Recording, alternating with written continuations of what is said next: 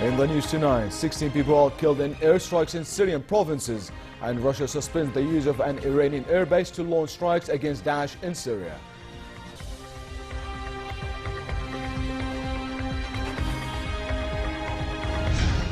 Turkey vows to completely cleanse Daesh from its border region after a deadly bombing at a wedding party.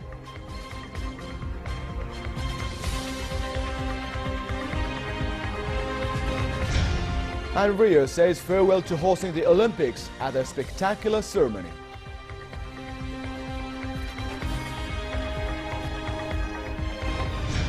Good evening and welcome to the News at 10. Interior Minister Salami Hamad assured his Yemeni counterpart of Jordan's support of efforts to help bring about peace and stability in Yemen. Hamad told Yemeni Interior Minister and Deputy Prime Minister Hussein Arab that Jordan has a vested interest to forge closer ties with Arab countries and unify their positions to address challenges facing the Arab nation. The two ministers reviewed ways and means to boost cooperation between Jordan and Yemen in the security field and grant visa facilities to Yemenis coming to Jordan on medical, education and tourism trips. They also talked about ways to activate security agreements signed by the two countries, as well as prospects for Yemen benefiting from Jordan's security expertise. Jordan and the European Union signed a memo of understanding to facilitate the mission of European election observers during the upcoming parliamentary polls. A Ministry of Foreign and Expatriate Affairs official signed a memo with the charge d'affaires of the EU mission in Amman. Under the agreement, the Jordanian government, in coordination with the Independent Elections Commission, will provide various facilities to the 110-strong EU observer mission. King's Advisor for Military Affairs, Chairman of the Joint Chiefs of Staff, General Mishal Mohammed Az-Zibin, met British Ambassador Edward Ogden. The meeting, which was attended by His Royal Highness Prince Faisal bin Hussein, dealt with the latest regional and international developments and scopes of cooperation and coordination between the two countries' armed forces.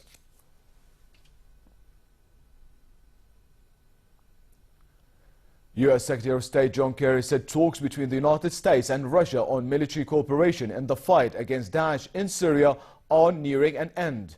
Meanwhile, Iran said Russia had stopped using an Iranian airbase for strikes in Syria.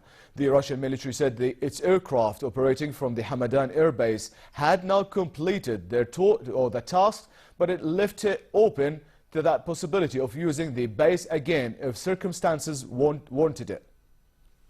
That we are indeed engaged currently in ongoing conversations that have been going on now for several weeks, and it is my hope we are reaching the end of those discussions one way or the other. Or it is possible that something could be agreed upon before the end of the month, but I can't tell you whether it's likely. I wouldn't express optimism, I would express hope. I will say this, this has to end, this Syrian travesty. It has gone on far too long. It has cost many too many lives.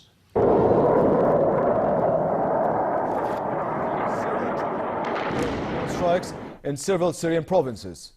The Syrian Observatory for Human Rights Monitoring Group said 11 people were killed in Saraqib in Idlib, including 2 children and 2 women. 2 more children and 2 women were killed in airstrikes on Zahrat al-Mayadin near Khan al-Asal in Aleppo. It added another child was killed in airstrikes on Rastan in Homs province. Turkey vowed completely cleanse Daesh from its border region after a suspected suicide bomber with links to the terror group killed 54 people, including 22 children at a Kurdish wedding. Foreign Minister Mevlut Cavusoglu said Turkey will fight against Daesh and other terrorist organizations until the end. He told a news conference that Ankara will continue to support the countries that fight them. At least 54 people, including 22 children, were killed after the bomber attacked a wedding in the southeastern city of Gaziantep. Sources said 66 people were being treated in hospital, 14 in serious condition. Saturday's attack is the deadliest in Turkey this year. President Tayyip Erdogan said the bombing was carried out by a suicide bomber aged between 12 and 14, adding that initial evidence pointed to Daesh. Kurdish security forces arrested an 11-year-old boy wearing a suspected suicide belt in the Iraqi city of Kirkuk. The boy was restrained and security officers successfully removed the alleged explosive belt attached to his body. A police officer said the boy was carrying 2 kilograms of TNT explosive materials and had entered the city 5 or 6 days ago. Members of Libya's Eastern Parliament voted to reject the UN-backed government in the capital Tripoli. The vote came as Libyan forces renewed their push to oust Daesh militants from their former North African stronghold of Sirte. They had seized the city's main mosque and a jail run by the militants' morality police. The forces, mainly brigades from the city of Misrata, said they are close to capturing Sirte after taking most of the city in a 3-month campaign. At least 9 brigade fighters were killed and 85 wounded in the fighting. U.S. airstrikes against Daesh have accelerated the progress of Libyan forces, whose advance had been slowed by suicide bombing, snipers and mines. U.S. Secretary of State John Kerry said he and regional states seek to give momentum to the planned deployment of extra UN troops to South Sudan. He said the country's leaders needed to recommit to a peace deal reached last year.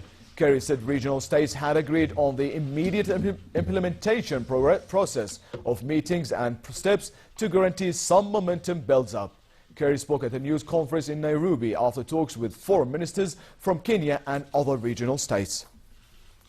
We need to move forward with the deployment of a regional protection force authorized by the UN Security Council in order to be part of the UN peacekeeping mission in that country.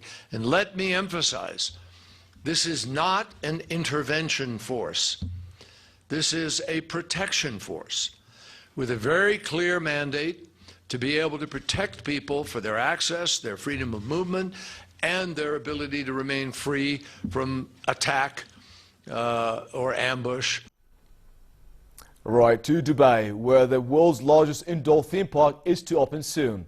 The $1 billion theme park is set to attract back some of the tourists and residents who often flee abroad during the scorching desert summer. In a sandy suburb beyond Dubai's concrete jungle and pockets of artificially green spaces, IMG Worlds of Adventure's boxy exterior belies a 140,000 square meter air-conditioned cathedral of entertainment. As it stands now, stir-crazy families in Dubai have few places to stretch their legs beyond expensive malls, while temperatures outside can approach 50 degrees Celsius.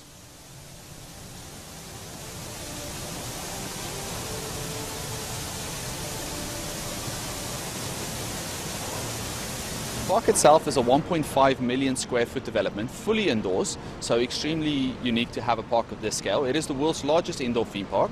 The park has 4 unique zones: Marvel, Cartoon Network, the Lost Valley and the IMG Boulevard that connects the park as a whole. We have 22 unique rides and attractions in the park, all fully indoors, 28 F&B concepts and 25 retail stores in place itself. The park is set to open on the 31st of August this month.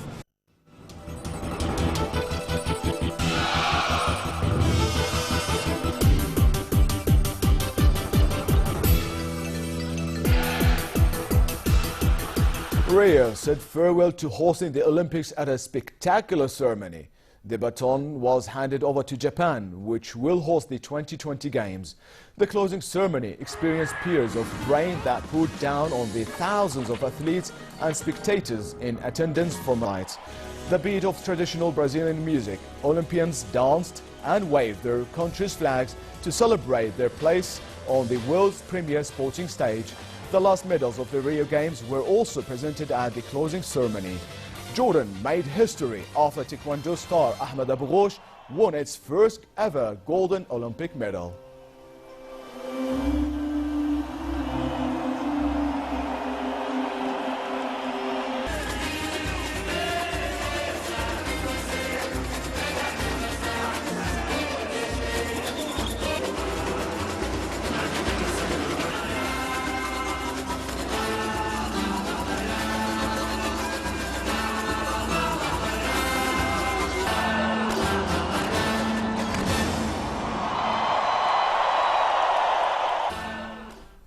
US President Barack Obama took in a round of golf with comedian Larry David during his family holiday in Martha's Vineyard.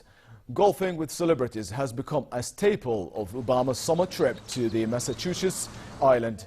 This year, he is being joined by Chris Paul of the LA Clippers, Golden State star Stephen Curry, and former NBA players Alonzo Mourning and Ray Allen. The annual visit has been good for local business.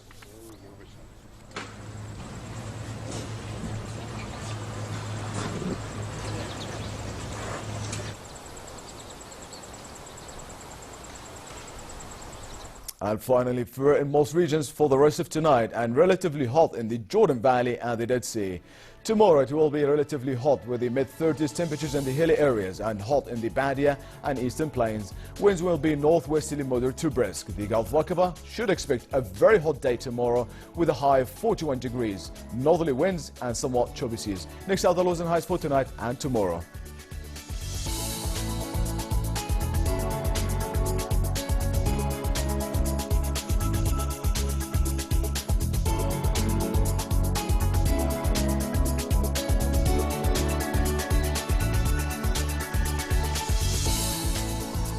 And to close here, our top stories once again. 16 people are killed in airstrikes in Syrian provinces, and Russia suspends the use of an Iranian airbase to launch strikes against Daesh in Syria.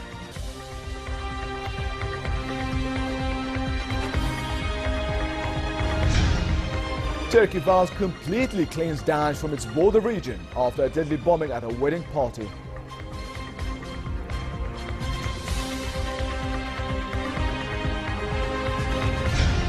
And Rio says farewell to hosting the Olympic at a spectacular ceremony. And with that, we come to the end of tonight's news. Thank you for joining us. Good night.